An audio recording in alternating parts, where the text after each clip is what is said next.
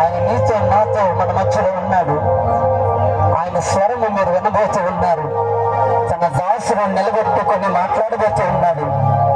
మీరు ఆయన మాటలు శ్రద్ధగా విని వల్ల బాగుపడతారు. ఒకనాడు ఆ పరిశుద్ధుడైన దేవుని మాటలు వినటం ద్వారా నేను బాగుపడ్డాను. ఈరోజు ఒక పరిచర్య చేయగలుగుతూ ఉన్నానంటూ ఆనాడు ఆయన మాట వినటం ద్వారా మీరు పరిశుద్ధుడైన దేవుని మాట వినండి.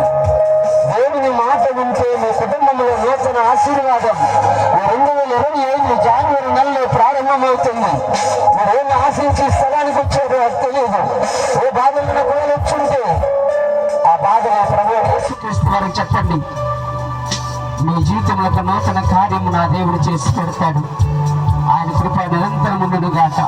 ఆయన సన్నిధి మీకు తోడుగా వచ్చును గాక. మన మధ్యలో బెంజమిన్ పాస్టర్ గారు